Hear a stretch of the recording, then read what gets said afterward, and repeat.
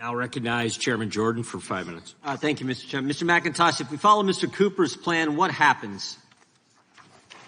Thank you, Chairman Jordan. I think what happens is college athletes are eventually deemed to be employees.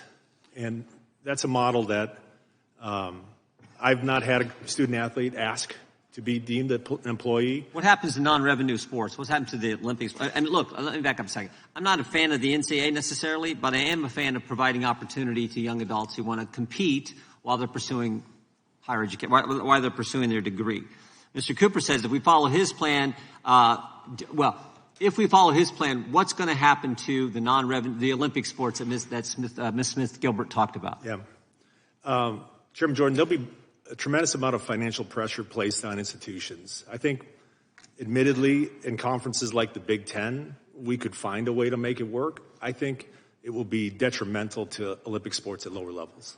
Well, when I had Mr. Sankey, the SEC commissioner, in, he said if we don't do something, he anticipates that you lose all kinds of Olympic sports. Yeah. He says you're going to go to, 3.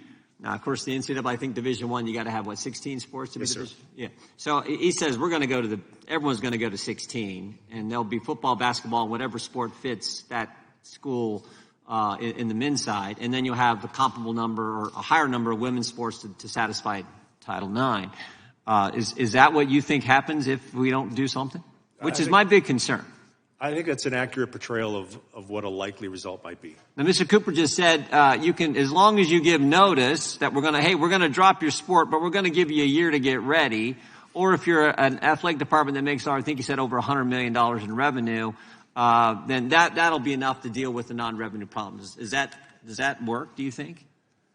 I think it's important just to let it be known we don't have any desire to drop an Olympic sport. We have no desire to cut an Olympic sport. We have a desire to enhance the tradition that already exists within our Olympic sports. I don't know that giving 1 year's notice solves that problem. I think there are ways in which we can ensure that Olympic sports thrive within the House settlement. Okay, the University of Wisconsin, I think you said you had $171 million operating budget.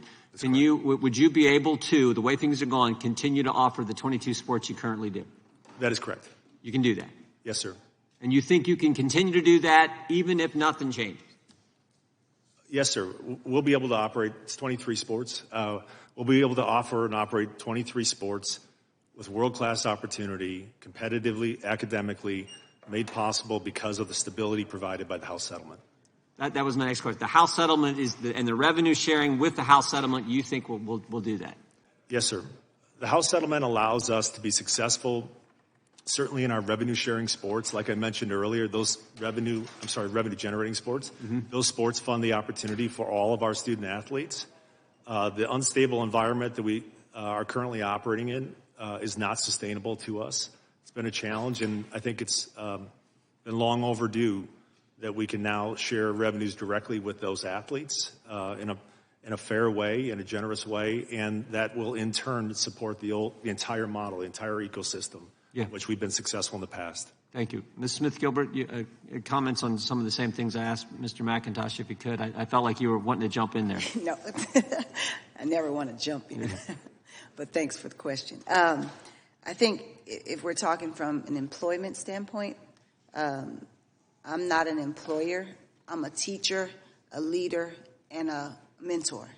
So I think if you make student athletes follow an employment model, then it changes the relationship between the coach and the athlete.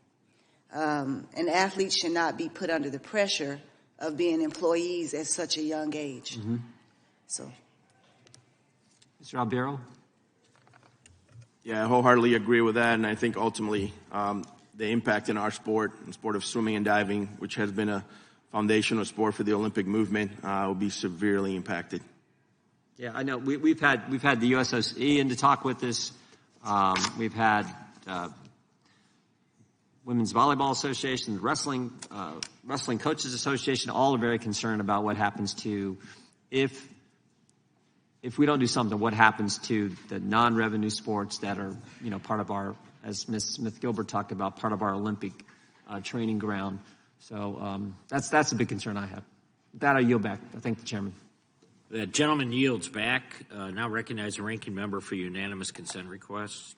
Mr. Chairman, I have two unanimous consent requests. The first is I ask unanimous consent to enter into the record a post from bold.org titled, quote, "How do college athletes get